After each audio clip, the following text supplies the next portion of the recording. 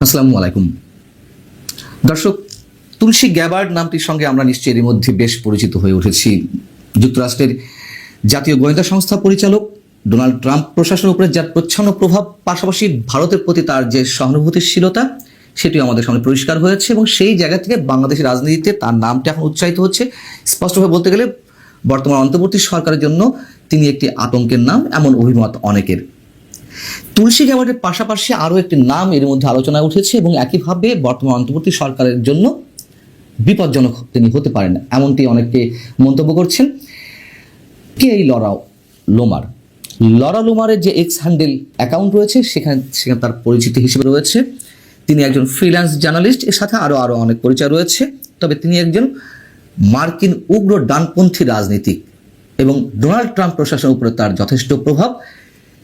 তার নামটি সাম্প্রতিক সময়ে শুধু বাংলাদেশে নয়, সারা বিশ্বেই আলোচিত হচ্ছে। কেন?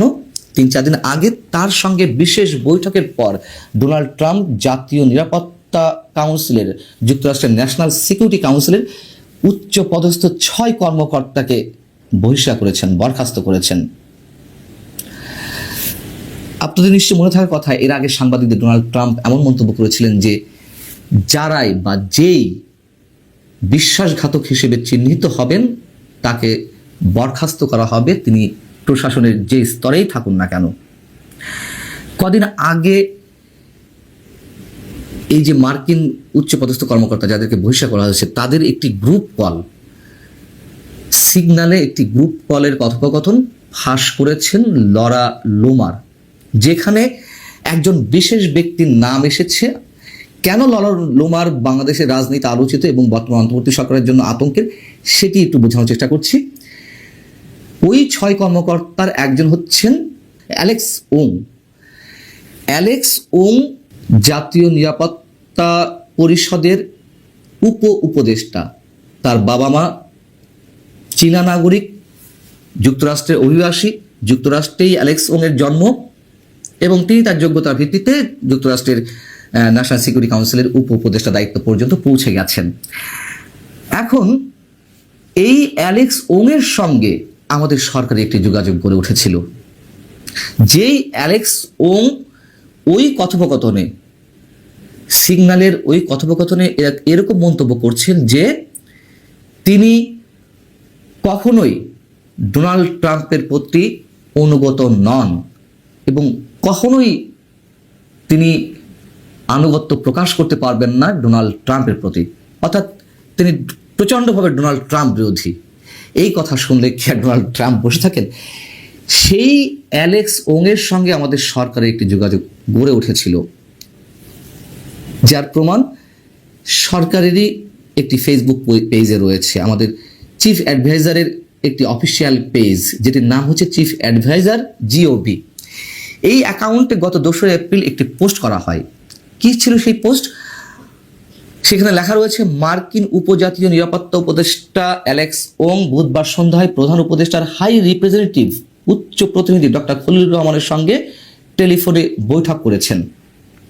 2 কর্মকর্তা পারস্পরিক আগ্রহের বিভিন্ন বিষয় নিয়ে আলোচনা করেন এবং যোগাযোগ রাখতে সম্মত হন।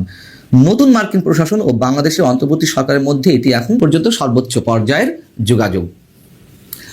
যুক্তরাষ্ট্রের যে কোনো কর্মকর্তার সঙ্গে আমাদের সরকারের যে কোনো কর্মকর্তার যোগাযোগ থাকতেই পারে, এটা অস্বাভাবিক নয়। কিন্তু কেন লরা লোমার সরকারের জন্য আতঙ্কের হয়ে উঠেছে? যেহেতু অ্যালেক্স ওং এর সঙ্গে যোগাযোগ হয়ে উঠেছিল ডক্টর খলিলুর রহমানের বা বর্তমান সরকারের, সেই অ্যালেক্স ওং তো প্রচণ্ডভাবে ডোনাল্ড ট্রাম্প বিরোধী এবং সেটি প্রমাণ করেছেন লরা লোমার ডোনাল্ড ট্রাম্পের সামনে। এবং একই সঙ্গে লরা লোমার যে কতটা ভয়ঙ্করভাবে বর্তমান অন্তর্বর্তী সরকার বিদ্বেষী, অথবা স্পেসিফিক্যালি বলতে গেলে ডক্টর মোহাম্মদ ইউনূসের বিদ্বেষী, সেটি তার যে নানান ধরনের পোস্ট এক্স হ্যান্ডেলে, তার অ্যাকাউন্টে, সেগুলোর একটির অংশ বিশেষ তুলে ধরলেই মোটামুটি পরিষ্কার হওয়া যাবে।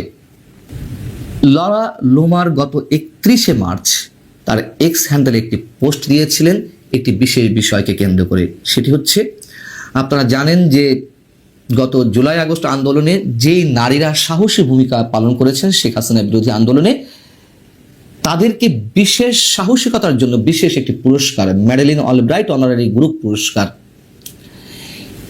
এই পুরস্কারে মনোনীত করা হয় এবং তাদের অনেককে দেওয়া হয়েছে।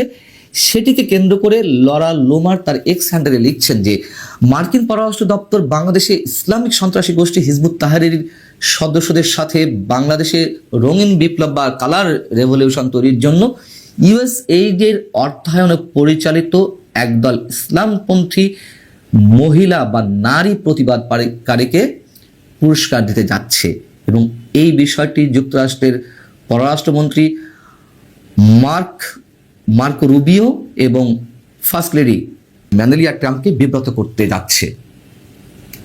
কেন?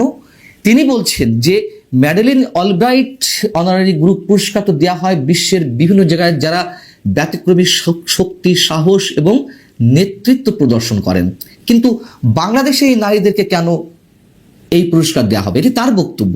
তিনি বাংলাদেশের সাবেক প্রধানমন্ত্রী শেখ হাসিনাকে বলছেন, গণতান্ত্রিকভাবে নির্বাচিত নারী প্রধানমন্ত্রী শেখ হাসিনাকে ক্ষমতাচ্যুত করতে ভূমিকা পালনকারী বা বিক্ষোভকারীদেরকে এই পুরস্কার কেন দেয়া হচ্ছে, যে দেশে এখনো ধর্ষণ এবং নারী বিদ্বেষ ভয়ঙ্করভাবে বিরাজ করছে।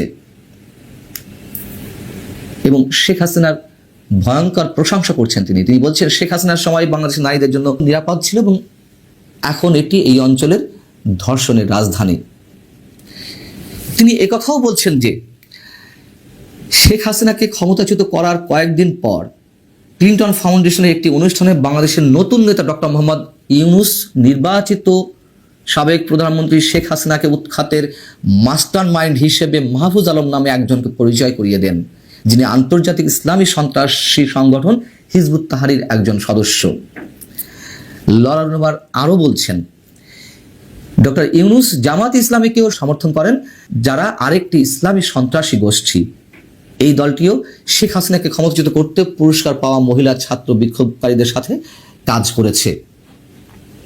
এবং আরও একটি বিষয় তিনি এর মধ্যে এনেছেন, যিনি বলছিলাম জর্জ সোরসের কথা তিনি উল্লেখ করেছেন, যারা ডিপ স্টেট নিয়ে খেলা করে তাদের মধ্যে একজন, তার পুত্র, তার ছেলে অ্যালেক্স সরোস এবং হিলারি ক্লিন্টন সমর্থিত বাংলাদেশের অন্তর্বর্তীকালীন নেতা অধ্যাপক ডক্টর ইউনূসের মধ্যে সম্পর্ক শুরু হয় 1999 সালে, যখন সরোস বাংলাদেশের একটি টেলিকম কোম্পানির 35% শেয়ার কেনার জন্য ডক্টর ইউনূসকে বিশাল ঋণ দিয়েছিলেন। আমরা কি খুব গুরুত্বের সঙ্গে বিষয়টি বিবেচনা নেব, নাকি বিবেচনা নেওয়ার কোনো কারণ নেই? লরা লোমার ডক্টর মোহাম্মদ ইউনূসের জন্য কতটা ভয়ঙ্কর হবে, কিংবা অ্যালেক্স ওংয়ের সঙ্গে আমাদের সরকারের প্রধান উপদেষ্টার হাই রিপ্রেজেন্টেটিভ ডক্টর খলিলুর রহমানের সাথে যে ফোন আলাপ, সেটিকে এখন যুক্তরাষ্ট্র কোন হিসেবে নেবে?